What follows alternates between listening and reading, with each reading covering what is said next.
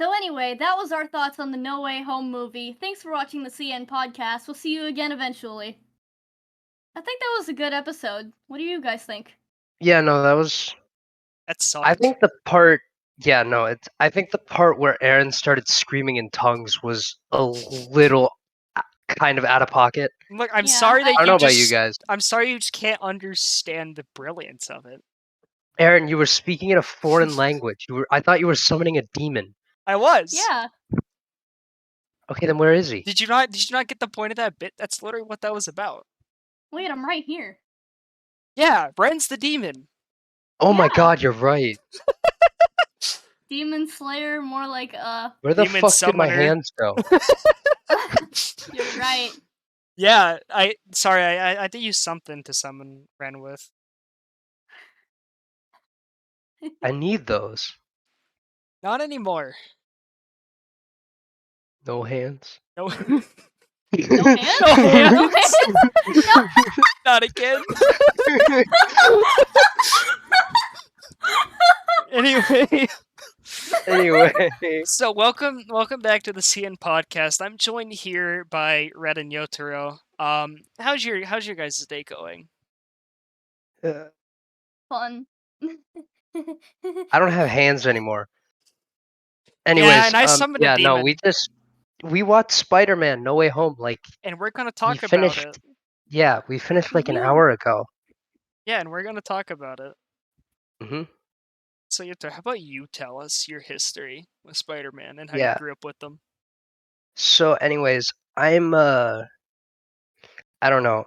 I'm gonna assume that people, well, obviously anyone watching this just follows us from Twitter, but I've been like falling back into the rabbit hole of superheroes from back when I was in middle school and stuff like that. Because as a kid, I grew up with like Batman and Superman, Spider-Man and Wolverine and all these superheroes, and like that was my childhood. That was everything to me. Especially, and I always really liked Spider-Man. Like with the comic, I read the comics. Remember watching the Raimi trilogy and both amazing movies when they came out in theaters and stuff like that, and playing all those games, and especially the animated shows, stuff like the '97 show, I believe. It's like I know a lot of people say Spectacular is like the best one. I love Spectacular, but I have a really I have a soft spot for the '97 show, and yeah, so Spider-Man's always been like a big thing for me, and seeing the start to like the present day incarnation of the new MCU Spider-Man has been really cool, especially with No Way Home, which we're going to talk about in a bit. So, anyways, Ren, did you how was it like growing up with Spider-Man, or like any experience that you had with that? I honestly haven't grown up with it too much. Like, my dad's just kind of made me watch stuff over time. Like, I probably wouldn't have chose to see Spider-Man movies in theaters. Like, I mostly saw Amazing Spider-Man in theaters. I hadn't seen anything else previously all that much, but I barely had any memory of it either, but it was still cool. I could appreciate some Spider-Man every now and then. But it's still just I've followed it more like in more recent years, like watching the MCU movies especially. I think it Yeah, was like Homecoming when I actually started like catching up with that stuff, and then like I would like just go back to the older stuff much later, and then watch No Way Home, and that was pretty nice. yeah. No, the Aaron? MCU stuff has been pretty good. It was Yeah. Aaron. Yeah. So I have watched Spider-Man 3 in undisclosable amount of times. I grew up on the Raimi trilogy, specifically 3. I think I watched that one like once every other day growing up because it was basically all I had at the time, but like at one point I had the whole trilogy and I loved watching them, and I drove my parents insane with them because I just watched them so much, especially 3. I don't know if I've mentioned I like Spider-Man 3, but I very much like Spider-Man 3. I don't know why. I can't really describe it. I do. Um, and I also grew up on Spectacular Spider-Man and a couple of the other shows that I can't quite remember the name of, but it was basically the ones before. Like I've watched the '90s one. and spectacular. I'm not sure, what the other ones that I watched were. And sadly, I've not played the games outside of the PS4 Spider-Mans, which would be what Marvel Spider-Man and Miles Morales. Do There have was Go oh, ahead. well, I was gonna say there was one other Spider-Man game on the PS4, which was Amazing Spider-Man 2, which was not good. I don't know if you played that Oh one. yeah, and then there's the But, VR one. The VR, that's oh more of an yeah, experience, like a VR experience. But oh yeah, I never played that. yeah, no, I never played the Amazing games, but I do I have plans pre-ordered. to like go back and I play. pre-ordered 2. Don't play Amazing 2. It's not very good. It's like Spider-Man PS4, but significantly worse and like rushed out in a year, and Damn, not like Spider-Man PS4 at all. damn. But yeah, no, I'm really excited for Spider-Man 2, the game coming out. I think next year. June, I can't wait. It comes Get it out. out. It comes out the same year that A Million Life comes out. I'm So sorry, Oh, so true. Everyone. 2023 is gonna be a popping year for us that's gonna be three. Yeah, my year. this I'm is sorry, I basically couldn't. my year. I had to use a more serious profile Speaking picture. speaking of popping, Pop and Dream with subs win. Anyway, back on yeah.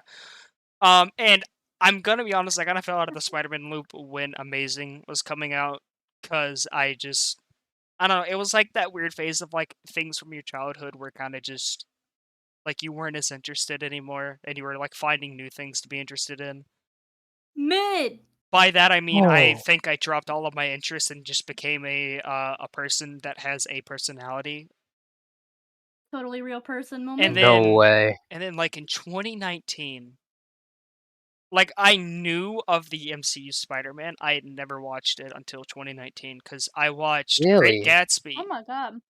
I had watched Great Gatsby in my English class, and it was the one with Tobey Maguire. And I'm like, hey, that's the Spider-Man guy. I want to watch Spider-Man again. So I basically went on a binge as soon as like winter break started. I binged all of the movies in a week. Like I think I I binged watched all of them in a day. Like I watched Raimi in a day, and then I watched the Amazing ones in a day, and then I watched the 2 MCU ones. Yeah, And then I had no idea yeah, and then that I like. Go ahead. Oh, sorry. Yeah, no, I was just saying I had no idea that it was like. I thought that you'd been current with MCU. I didn't know it was 2019 because I remember popping off when MCU Spider-Man happened in Civil War. Like that was awesome. Like it also helped. Another thing I like just remembered. I know I kept talking a lot, but like I have an uncle who's like always been really into Spider-Man, and he also passed that love on to his daughter. So like I got to see No Way Home like on release with them, and that was like a really nice experience. Okay. Yeah. Anyways, Like again, like I knew of the like MCU stuff because I watched the first couple of Iron Mans and whatever came after that, like the first couple movies that weren't Iron Man that were like the beginning of the MCU. And then yeah, fast forward to 2019, I knew of it, and then I watched all the Spider-Man movies, and then I think that was around when No Way Home started getting talked about more. Because I remember because seeing remember, the clip of like the finalized name being like No Way Home, like circling on Twitter. And I'm like, ooh, okay, I guess I'll just kind of keep up with this.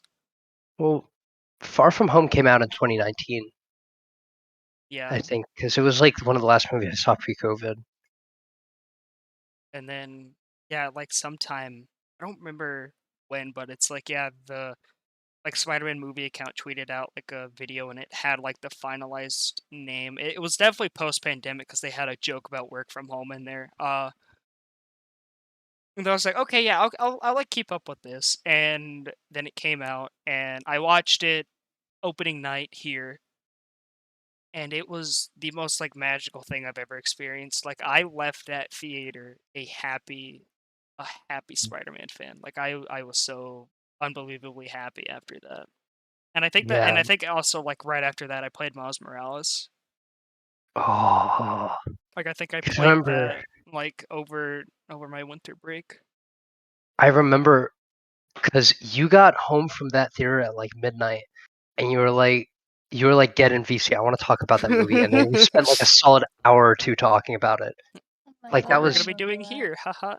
Yeah, literally. No, and Yeah. just anyway, the novelty of seeing all those three Spider-Man that I grew up and got to see over the course of fucking how many years was it? Like I want to say more than 10, because Spider-Man came out. I think the First one first one came came out in out. 2002. That was 20 years ago, and Yeah. that's What? really weird to think. Yeah, It's What? it is really messed up to think about. Oh my the god. Amazing Spider-Man one I think is will be 2012. 10 years old. Yeah, What? 10 years old. Yeah, and What? then I want to say Homecoming came out 2017. Captain America came out in 2015, I think. Oh my That was god. 2015 or 2016, so that was like 5 or 6 years ago. Yeah, Probably more. But like, yeah, no. Having all that build up, like with MCU, and seeing these three Spider-Men just come together was just a really magical experience. really was. Mhm. And Like, that's the movie we're gonna be talking about. yeah, What like were you saying, Aaron? seeing, because it's like the lead up to the whole like other Spider-Man thing where Toby and Andrew came through was like the most fucked up thing ever, because it's like here is literally the saddest sequence in this entire movie, Yeah, and then it's like, hey, here's like the happiest one, Mhm. or at least the theater popping most, off. yeah, like the most like fanfare-ish moment of like, hey, Everybody screaming here's during the that movie. other That was awesome. Spider-Man. Dude, I was popping off the whole time. I hadn't had an experience like that in a theater since Endgame. I haven't had an experience like that. Well, like, yeah, pretty much since Endgame. Like, I don't think I've I wanna had an I wanna experience like that. say I wish I could say that it was I wish I could say that I had that experience seeing the Sonic movie in theaters, but that did not happen. I saw the Sonic movie on my plane. I I saw saw the the Sonic Sonic movie movie and with then my COVID friends. happened like a week later.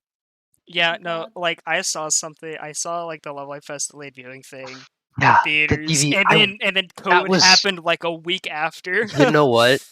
You know what? That might be the last time before Spider-Man that I remember going to a theater and people popping off when No, Meve showed up. 100%. No, that is the last time I went to theaters pre Spider-Man, and it was like a Okay, week so before COVID hit. But yeah, no, like that this is that this is was the Love Life podcast now. We're Simp changing things. part Simp 2. We're going back to Simp. Simp 2. Sorry, Luna, if you're watching this. Love you, by the way. Probably not. Anyway, Luna called us the Three Stooges. what? Anyways, Yeah, I agree. But yeah, no, like just when it's like seeing my childhood on a theater screen again, because because I mean there's no way they're ever showing like like the original Spider-Man movies or even the amazing ones on theater screens because they're just so that'll old. never happen. But it's That'll- but just seeing basically my childhood there on the big screen, and actually, and they're not just there for like nostalgia bait, like, hey, we have the old characters come watch our movie, and they're actually characters that have a purpose and like an arc, was just, oh my god, it was beautiful. Yeah. So, speaking of beautiful, this is the best transition ever. We're gonna talk about some beautiful scenes from the movie. Our Oh, favorite scenes. That was so horrible. smooth. That I'm was So really smooth. I'm Dang, really Yoshiro, sorry. you're I'm smooth. really sorry. that's about as good as my transitions in episode 2. Oh my god. True. I planned that out. I've been lying awake at night for several days thinking about that. Oh my That was my big god. moment. My whole life has led up to That's this. exactly how I felt with episode 2, honestly. Just like I'd been thinking about it for like a month, and then it finally happened. I'm like, shit. But yeah, yeah. So some favorite scenes, eh? And So, who wants to go first? I would take the step. I would take. I'll take the bullet and start. Taking a Okay, step back. Aaron just Yeah, took the bullet. He's dead now. So, Ren, which one of us is yeah. Daniel? Here's my ghost talking. So the scene that arguably broke me the most the 4 times I have seen this movie is the part where Toby's Spider-Man and Doc Ock are talking, even though it's only for like maybe 30 seconds. I don't know, I didn't bring a stopwatch to the theater, but, like, I'm pretty sure it was, like, 30 seconds long. It broke me, especially on the second watch when my theater was a lot more chill and I could hear the Raimi theme in the background. Mm, That broke me because, like, Peter was the last person that Ock talked to in Spider-Man 2, and that was when Peter gave the, like, intelligence is like a gift you use to better mankind speech. And it's like that was already, like, such a great scene. Like, that movie is just great. Like, I love Spider-Man 2. It is so good, but, like, this scene just a simple, like, how, like, it's been so long, how's it been, buddy? Like, that just it tore my heart in half, and I was crying in the theaters. Like, that was just such a powerful scene because, again, they're my childhood right there. Just it's just good. Like, what else is there to say that I haven't already yeah, said? Just how much it means to see that happen again. And it's like, just God, it's so good. So yeah, that's one of my favorite things and how much it means to me. So Yotaro, you go. okay, I'll go. The transition. Yeah, good transition. I just found out the name of the freak in my profile picture, and I'm very happy about that. Okay. Anyways, yeah, so there were a lot of scenes I really liked about the movie, but honestly, my favorite was obviously one where the three Spider-Men are together. But it was the one where the three of them meet for the first time on that rooftop when Peter's dealing with losing Aunt May, and just hearing Toby and Andrew talk about like dealing with that loss and moving past that was really impactful for me, and easily like for me the emotional highlight of the film. Like, because I have very negative feelings about Amazing Spider-Man 2, and I really don't like a lot of things that movie did. But hearing Andrew talk about like Gwen and saying like he just got really spiteful and like saying he just after a certain point he stopped pulling his punches and he just got really bitter, and hearing stuff like that about that kind of loss really touched me a lot, and they kept going because again, as I said, with great power comes great responsibility. He didn't die for nothing, and it's like it gave MCU Peter the push he needed to kind of come out into his own, which is an issue that he'd struggled with across all of the movies up until that point. And the way the movie ends, he's going to be his own person. He's got to start from the ground up, like the other two did. And yeah, I don't know if that captured, but it just was a really personal and touching scene for me, and I enjoyed it a lot. And Ren, what did you like about that movie? I really just like seeing like the scene with all the Spider-Men all talking to each other and like the different things that like all these callbacks to the older movies and like me just reimagining all these different scenes from each movies. That just felt really special to me. Even if I'm not nearly as big of a fan as these two are, it was just nice, pleasant to think about other things I've seen before. I'm a big fan of callback stuff. I'm a Love Live fan. Yeah, aren't no, we all? callbacks are Well, like a really good thing. Like, they could be really powerful. Yeah, like being able to like it's like that past even so long ago, like movies that are 20 years old and getting callbacks to that feels so special. It's like, whenever wow, I this don't is a remember great anything. transition, but whenever callbacks are really cool, which is a big part of Stranger of Paradise, which is a game that came out a week ago, and we will also be doing. This isn't the Stranger Paradise podcast episode. Listen, I gotta shill the episode. People have It's to not see it. even I'm out. doing a Stranger podcast episode, and it's gonna be It's gonna be the the next one. first podcast to get 1 million views. Stranger Paradise episode. Just Anyway, that nerd soon. aside, I'm crying right now. spoiling the next episode like a bad host. Well, I Um, mean, we do have the the other episode that's more likely, the funny one. Yeah, that we're not going to talk about anymore. We aren't going to talk about that. So yeah, as Ren was saying, the scene where they're all talking about just things like first the funny my back thing, Spider-Man 2, and that's also kind of a Yeah. callback to really Oh what my god, I happened. didn't even realize that was a callback. Yeah, like not only is it a callback to just the movie Spider-Man 2, but also just kind of the behind the scenes stuff of Spider-Man 2, because I obviously read a bunch of that once I got back into it, but like references how Toby actually does kind of have a messed up back. I thought it was a Oh joke my about how god. he's old. Oh my god. I didn't No, even you're know old, that. but no. Well, yeah, I mean it's behind the scenes stuff. If you didn't dig into Mhm. it like I did, you probably wouldn't. And I mean that's fine. Some people just like to enjoy movies as they are, but um just that, and then the whole like because and nothing. I love Venom and Carnage. Like though, like I love those two villains. Right, they're really good, and then even the callback to that was just like really good. And then there's like the whole like, hey, we do not know what we're doing, and we need to figure out a plan, or we're gonna get killed. Thing where they're just like, yeah, we kind of need a plan because none of us have worked as a team. Which I'm going to complain a little bit. That is incorrect because in Spider-Man 3, Toby Spider-Man did work with Harry at like the very end, so he technically did work as a team against Venom and Sandman. Rant over. They're like, oh yeah, we've never worked as like a team, and then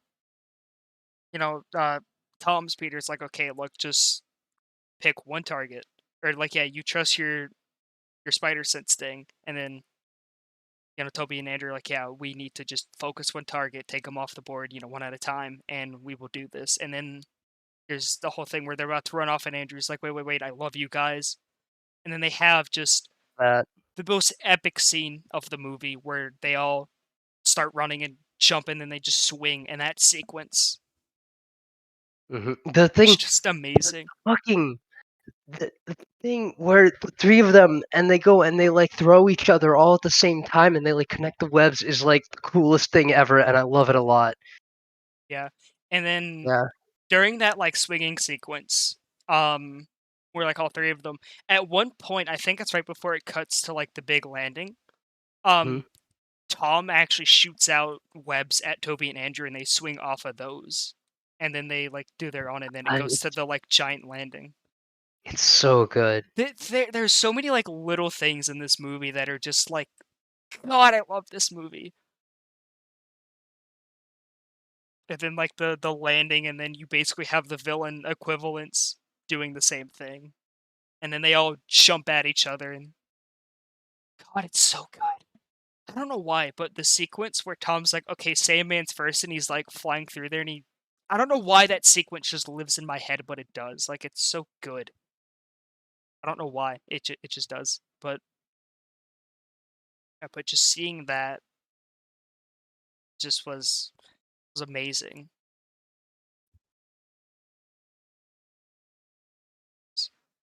Like this movie could have like flopped hard, right? They could have messed it up entirely. I don't think it would have been that bad, but another, oh my god, speaking of not flopping,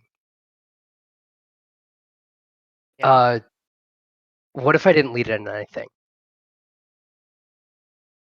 Huh? Okay, anyways, not flopping. Green Goblin is one of the best MCU villains, and they handled him extremely well in No Way Home. They really This is did. true. Like, oh Really, my god. He's Green so Goblin good. was so good. There's a cut scene that I'm like mad about that they cut, and it was basically Toby and Andrew being like, "Yeah, Goblin always goes after your loved ones," Oh, and I'm mad that it's not in the movie. so And it good. would have been like a great scene, but it's like Remember, Goblin is yeah, like just such a good villain, just period. Like remember in uh even in Amazing 2 Amazing too. when when Norman Osborn had the disease that just turned him into a goblin. Yeah. That was really funny and a terrible way to handle the character. Yeah. I just wanted to mention that because We don't talk about Amazing 2 Goblin. he had pointy ears and it was really weird. And he had like that weird shit on his face. He was turning green. He was turning He into absolutely physically turning into a he goblin. was physically turning into a goblin. Why did they think that was a good idea? Don't know. Okay, anyways. But it's like, yeah, no, Goblin. With that aside, he's just Goblin has so always. menacing. With We've got that 3 kind of- hits, or 2 hits and 1 gigantic miss. But yeah. Anyway, that aside, yeah, it's great movie, great he's great just villains. like, because I love what they did with him. even in the original like 2002 movie, Goblin was like a menace, and he's just like such a good villain, and Willem Hmm. Dafoe plays him so excellently. He plays the duality like it's nothing. Yeah, he's such a just Like the fact he can do it so uh, flawlessly Willem is Dafoe is an scary. incredible actor, He and I is need to watch really more of the good. stuff he's in because he's just a great actor in He general. is. But like the fact he can play the duality so seamlessly, like the duality of Norman and the Goblin, it's scary. Like it's terrifying how flawless his like acting in this with this like duality thing Yeah, is. And then like his acting during the apartment brawl too. Oh god, like they went hard on this movie. they really They did. they very The truly the went hard. fights were so good. The fights were they actually felt like fights. I know. Like the bridge one is my favorite example of Spider-Man and Doc Ock. They were using their surrounding environment to their advantage instead of God. just, not. Yeah, And it's like for me, it like because my issue mainly with MCU Spider-Man prior to No Way Home is the whole mentor thing where Peter bends down to a mentor and he only gets like a scolding for what he did wrong. hmm This one, he's like, no, screw you, Strange. I'm doing what I want, and he fights back and he wins. And that's really when I was just like, oh, they're not messing around, are they? Like they're actually doing something with this. yeah, Because I wholeheartedly just believe that like Peter was just gonna be like, okay, sorry, whatever. I'll go do what you tell me, and you do whatever. Like I wholeheartedly thought that was just gonna be how it's gonna be done. But no, they actually just was like, hey, Peter, you're gonna fight Strange, and then that was really when it stopped being like an MCU Spider-Man movie, like formula wise, and just they grew the became character. like an actual Spider-Man movie. Yeah, they made the character stand on his own 2 feet, and it really gave him the push that he needed. Especially the ending, where he sacrifices his entire life just so the universe doesn't crumble. Yeah. Like that hit really hard just because it's like it's something you would never expect this character, like this iteration, to do. And then he does. hmm He's like, screw it, let's just make everybody forget Peter Parker. Like he sacrifices everything for this. And it's like throughout the whole movie, he's like, this is like when he goes to Strange and when he goes to the MIT lady, he's like, this isn't about me. hmm This is about the other people in my life. Like that's powerful for this iteration because normally, he, I don't know, it just, I never consider him to be selfish, yeah, but he never saw the consequences of his actions until now. yeah. And the fact he's having to live with these consequences, and especially now with nobody around him to like help him through this, like he's alone. He has nobody. Yeah. So it's like, because again, it's just a difference of like, again, him just just constantly reading like, no, it's not about me, it's about everybody else that's being affected because of me. It's like, I don't know, just stuff like that is just Mm-hmm. really strong. Really well done. Yeah, and especially because again, he has to live with these consequences of everything that's happened.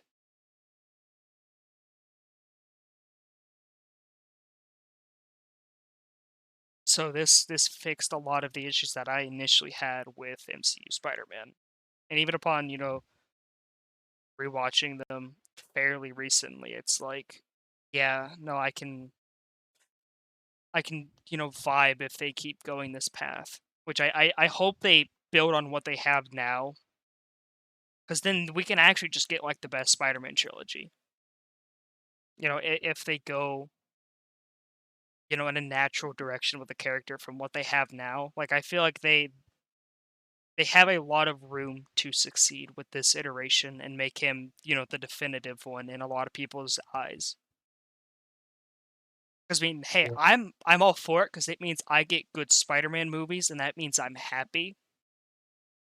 So I love Love. me some Spider-Man. Alright, and if we get good Spider-Man movies, I'll be happy. Can't wait. Another good movie like No Way Home. No Way Home is really just like the Spider-Man movie. Because I mean, because I mean, from what I've been hearing, it's you know based on or took inspiration from like one of the worst like Spider-Man arcs. Like I don't remember what it was called, but it's like apparently it was taken like heavily inspiration from like one of the worst Spider-Man plots. But it's like they made it good. They made it where you know in terms of the three Spider-Men, where Wait, the Tom. worst. Hmm? What do you mean the worst Spider-Man plots? That's what I just read. I'm not sure. But it was basically one that apparently was similar to how No Way Home was, but it was bad and a lot of people didn't like it. I don't know. I haven't read. But Oh, I think I know what it's about, and it is. I've never read it. I've heard I've it's just really heard, rough yeah. and really complicated, Yeah, that's but it did give us one of the most iconic characters, so I respect it for that. good, Ren. Huh? Hi. That your fan? That's What? That your fan? I'm gaming. Sorry. I Oh, didn't know that was catching on. you're good. I was just I'm wondering. playing Kirby. Based. damn. But yeah, no, and it's like the fact that Tom's Peter was still the center. Even with the other two Spider-Men there, like the fact that Tom was still at the center was arguably the right choice because it's still his movie after all. Like it's his Spider-Man's movie, right? Hmm. And the fact that they kept him at the core and just still had the other two as supporting, like I think that's really good. Because again, they could have just messed up and made the other two the focus, past a certain point, but they didn't. And again, that rooftop scene that you were talking about earlier was just so like incredibly powerful because that line with great power comes great responsibility was originally um written by Stan Lee. Like there wasn't a character that said it. From what Hmm. I understand, it was a line written by like Stan Lee with no character saying it. And so the fact that that line basically brought the three together is just like really powerful storytelling, really. Yeah, it's so good. Uncle Ben said it. That I it love that that it scene. that it I breaks really the love that scene. tension. Yeah, it's so good, and it's like just the thing that breaks the tension between them. Like there's just so much good stuff in this movie. I know. It's like yeah, and then just So good. and then the like apartment thing where Doc Ock's like where he's like, "Oh, he's gonna kill us all," and then fast forward a little bit, and Hmm. suddenly he's like, "I've forgotten how quiet it was before," and then he like That was so puts like the good. stolen nanotech back on Peter's suit, and it gives us a Hmm. really good looking suit. Like Still don't like the black, but it still looks really good. it's still I like the gold. Like the gold kind of it's a good accent. Hmm. It's just yeah, but no, that whole scene where and then like that doesn't mess up Doc Ock's character at all too. Like that was another thing I was concerned about was like they're just gonna destroy the arcs that they had in their original movies. No, they really didn't. At least for Doc Ock's case, like they preserved his character, ripped directly out of Spider-Man 2, and then just kind of progressed, and then well eventually he went back to being friendly. So it's not like they just made Good. him evil the whole time. Like that was preserved, and Sandman still wasn't like immediately aggressive because he never really was for the most part. I mean, there was that one part in 3, but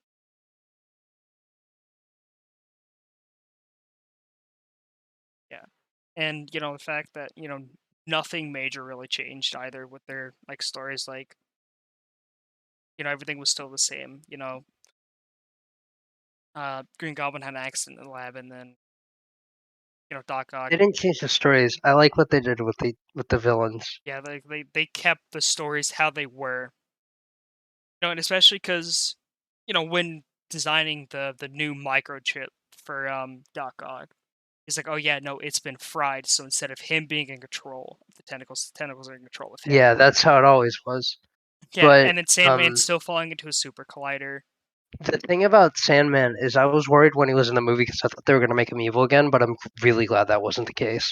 Yeah, Because he was never really like a villain for Peter. yeah. But he was to an extent, but like I saw it more as just Peter was just getting in his way, basically. he wanted the box because he wanted to go home. Yeah. Like he pretty much only fought because Peter had the box and he wasn't going to give it over without a fight. So that's pretty much why he went against him. He doesn't want to wait for a solution. He just wants to be back. Yeah, pretty That's much. the thing. I like what they did with Sandman. Yeah. Definitely got a lot more than the third movie. Spider-Man 3, because yeah, but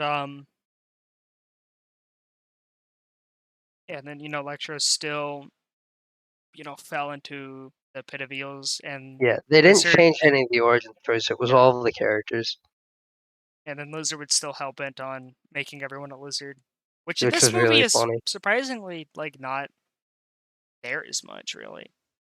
I think they handle him really funny, and Yeah, I really appreciated that. he's a funny character, funny He's little a guy, funny little guy that just funny wants little rascal. he just wants to turn people into lizards. He I really does. it slips me up every single time because every time when he sees trust me you try to change people and it always come back to bite you, and I always think somebody either Electro or Spider-Man is going to say like, dude, you try to turn people into lizards. I always expect there to be a call to be like a Funny reference. I expect there to be like a retort, but there never is. Yeah. I mean, hey, you could just be like me and straight up just hear things that weren't there in the first place. The Like whenever like the lizard Hat Man. arrives, like whenever the lizard arrives at the like Liberty Statue of Liberty battle, I always thought Toby said a lizard breath is here instead of lizard guy. So like until it came out digitally, I just thought he said lizard breath. It really threw me for a loop when the Hat Man showed up. Yeah, when the Hat Man was there. And then when Bully Maguire showed up too, that was pretty wild.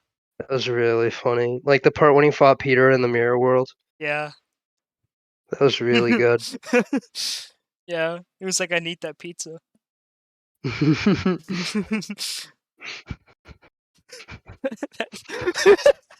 We're losing it. We are. This is devolving. We need to. Oh my god, the video's called Spider-Man No More Pizza Time. That video was so good. The video's called Spider-Man No More Pizza Time. That's great. That's Oh my so. God. Very good video. You think we should? You think we should start finishing it up before this devolves into something it's not horrible? already devolving into something horrible. Yeah. Yeah. Yeah, and then there was the funny bit where Ned couldn't close a portal. What an idiot. Mhm. I just simply close the portal next time, dude. And then the final little battle between Spider-Man and Goblin was pretty good. Yeah. And then again, one of the things is Toby like stopping Tom from impaling Goblin with the glider. Because Yeah. that's good. because he never wanted Norman to die. Mm-hmm. So he's basically fixing his past mistake. Don't tell Harry. Don't tell Harry. But he God. stops Tom from making the same Okay. mistake that he did. I will say, nobody's gonna hear this, but before we close up, anybody that's saying that we can get like a multiverse Batman movie needs to shut the fuck up, because that is the worst idea anyone has ever had, and nobody wants to see it. Okay, I'm done. Okay. I just had to get that out of my system. Okay. So anyway, guys, thank you for watching our. Dang it, I don't remember it. He lost the bit. I was playing Kirby. Just Aaron, just when you edit the video, just like Do literally you just think I'm go gonna and do editing? okay, but like fuck, you're right. Never mind. Okay, so anybody watching up to this point, just go to the like watch the first 10 seconds of this video again, and then Yeah. go. So. But if for some reason you're not We're not doing doing a that, late. if for some We're reason not we're not giving you an intro, an outro. but You don't get it. You got it. You got it at the So beginning. anyway, that was our thoughts on No Way Home. Thanks for watching the CNPodcast. We'll see you again eventually.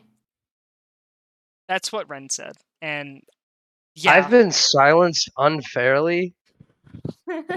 Okay, we need to.